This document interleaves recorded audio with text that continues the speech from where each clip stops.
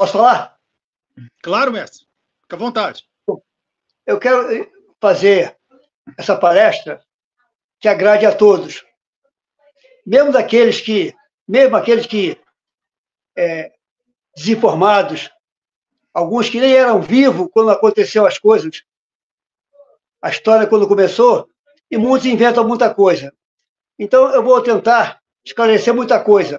O que eu falo hoje, falei há 30 anos atrás, há 20 anos atrás. Quem me conhece sabe que eu sou verdadeiro, eu não minto, ainda mais em luta, que atinge muita gente. Eu e Bernon estudamos no Salesiano Santa Rosa. Começamos lá o judô. Pouquinho. Nós saímos do Salesiano. Quando nós estávamos com 19 anos, começamos a treinar. 4 meses ou 5 meses antes de abrir a academia, eu e ele, nós éramos sócios, na Rua do Rosário, 170, nós começamos a treinar com o José de Oliveira, o Juca, que era aluno do 70, da equipe do 70, uma grande equipe, 70 com um grande professor de jiu-jitsu e fazia de calção. Era tipo assim um leitão, muito bom. E Juca, José de Oliveira, foi aluno dele, lutou muitas vezes, lutou com muitos lutadores bons. E nos ensinou luta livre. E vale tudo. No primeiro evento que ele nos levou, eu não ia lutar. Ia lutar era só em Bernon. Mas eu gostei tanto daquele tipo de luta que eu nunca tinha visto, nunca tinha treinado, que lutar também. Me dei mal. Ganhei primeiro round, segundo round, porque eu era muito bom em pé, muito veloz. Mas no final cansei, o cara ficou por cima, ele ganhou a luta. O Bernon nesse dia perdeu também. Aí nós vimos o quanto era preciso a gente treinar a luta livre. Em 66, meados de 66, nós abrimos uma academia e levamos o Juca para a nossa academia para ele dar aula. Ele dava aula e nós treinávamos na aula dele. Luta livre, é claro. Ele teve que abrir um escritório de gravação, de fazer ouro, fazer anel, fazer pulseira, e deixou a academia. Só ia lá treinar. Eu e meu irmão começamos a dar aula. Formamos uma equipe, nós lutamos pela academia e fizemos uma equipe de luta livre. Esse foi o nosso início. O Bernon nunca foi em Niterói, nunca treinou com barrada. Isso é uma invenção boba.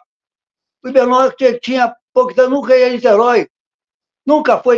Ele conheceu o Barrada em 80, 81, na Academia Budokan, porque eu era da luta olímpica e Bernon estava entrando, aí conheceu o Barrada ali. Tá? Então, o Barrada nunca fez luta livre. O Barrada era da equipe de jiu-jitsu do Hélio Gracie. Era de jiu-jitsu, ele não fazia calção para poder fazer vale tudo. Mas nunca deu aula de luta livre.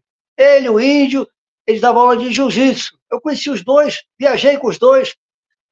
O Barrada, quando eu estava treinando com o Leitão, no Leblon, entrou na sala e falou: "Ô, Ricardo, eu vou te escolher para ser da luta olímpica." Eu passei 3 meses no México, e fiz o estágio de wrestling, que naquela época a gente chamava de luta livre olímpica, luta olímpica. Então, ele chamou o Hollis, o Cícero e o Tarcísio, do jiu-jitsu, o Paulo Boca e o Sansão, do judô, e eu da luta livre. Foi a primeira equipe de luta olímpica. Então, por isso que muita gente confunde, dizendo que o Barrada fez luta livre, porque ele fez a luta olímpica. Ele nem fez muito, ele aprendeu as técnicas, as regras, trouxe para a gente e nós desenvolvemos. Essa é a história do Barrada. Agora, a história do Bernon é invencível. Eu tive muitas passagens com ele. Foi a maior perda da minha vida, foi a morte do Bernon. Nós éramos colados, como irmão, como colega, como meu pai, meu filho. Nós éramos muito colados, muito amigo mesmo. Eu dava mais esporro nele que ele em mim, que era um pouco mais velho, mais ranzinza. Mas sempre muitos amigos. Separamos porque ele foi para Goiás. Aí ele voltou depois, ficou na academia. Ele não tem nada a ver com a Budokan. Quem montou a Budokan comigo foi o Edmond Petui, que era faixa preta de karatê, colega meu, aluno da Shidokan, que era do Raimundo Sorraco, e do William Felipe.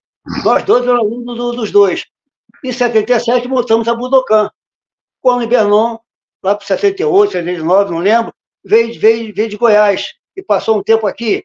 Aí treinava, aí voltou para o Paraguai, Mas ele lutou pela Budokan quando lutou com o Maneco, quando lutou uma luta, mas ele não pertencia no comando da Budokan, né? Ele era lutador, levantava a bandeira.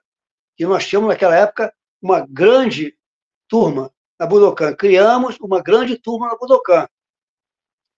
Quero contar a história do Leitão. Em 74, 75, eu disputando o campeonato de Karatê, estava na quadra acho que do Municipal, se eu não me engano, do Tijuca Tênis Clube.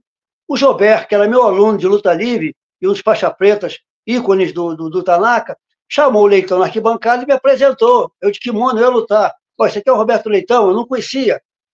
Você vai treinar comigo? O Leitão falou. Eu dou aula na academia do Pedro Gama Filho. Isso era um domingo, na terça-feira, eu fui treinar com o Leitão. O Leitão me ganhou um montão de vezes. Eu pensei que soubesse luta livre. Nunca mais larguei o Leitão. Até telefonei para o meu irmão. Meu irmão, conheci um cara que me ganhou aqui. Fica com ele, não larga ele não. Aí começamos a treinar. Começamos a treinar em 75, mais ou menos 74. Treinamos até 77, a academia do Paulão. Pela academia do Gama Filho, fechou com a academia do Paulão, do Karatê, que era muito meu amigo. Quando acabou a luta livre lá, em 77, fomos para a Budokan. E o Leitão ficou comigo lá. Leitão passou aqui, Leitão não dava aula. Ele treinava com um, treinava com o outro. Ele era bom para dar aula para quem sabia muito, tipo o Hugo. O Hugo treinou com ele e aprendeu muito mais. Porque ele era formidável para dar aula para quem sabe. Tá? Essa é a história barrada do Bernão comigo e do Leitão. Né? Formamos a grande equipe. O Leitão me ajudou muito. O Carlinhos, vou falar agora do Carlinhos, em 71, eu não lembro data, foi no começo da década de 70. O Fausto foi treinar na minha academia, na Rua do Rosário. O Fausto já fazia luta livre, não dava aula. Fazia um pouco era sparring do Cássio, era sparring do Valdemar, sparring de outro, que tinha um boxe bom, e o Fausto era muito brigão, muito valente. Então, ele era sparring de cada um, e foi treinar na minha academia. E levou um garoto grandão, 16 anos, chamado Carlinhos Brunosila, que pagava a academia. Ele treinava comigo, eu não treinava com o Fausto. Fausto não dava aula, Fausto tinha dinheiro, era Jota, tinha um Dodge Dart. Ele parava na Uruguaiana, no ramo de movimento, e ia treinar na academia. Largava o carro lá aberto, ninguém mexia. Então, o Carlinhos começou a treinar ali. Quando eu fechei a academia, o Carlinhos deu continuidade. Quando eu abri em 77 com o Leitão, o Carlinhos veio treinar na Budokan. Aí treinou com o Leitão. Aí já não treinava mais comigo, porque ele já estava bom, treinava com o Leitão. Então, terça e quinta e sábado, ele estava de manhã com o Leitão, e de noite ele ensinava o pessoal do Boqueirão, na Santa Luzia. E treinou comigo luta olímpica, ensinei para ele greco-romana, ele fez uma equipe, que o Carlinhos era muito bom de agarrado. E aprendeu rápido, e passava. Aí você tinha um dom de dar aula que poucos têm. E ele formou uma grande equipe, está aí o Hugo para provar isso. Ele fez uma equipe de bons lutadores que estão até hoje correndo, cada vez aumenta mais a turma deles. Foi o Carlinho que fez isso. Né? Depois ele se separou, foi para a ilha, teve um negócio de fazer negócio lá com o bicheiro, aí parou um pouco de luta. Tá? Acho que eu... antes que eu esqueça.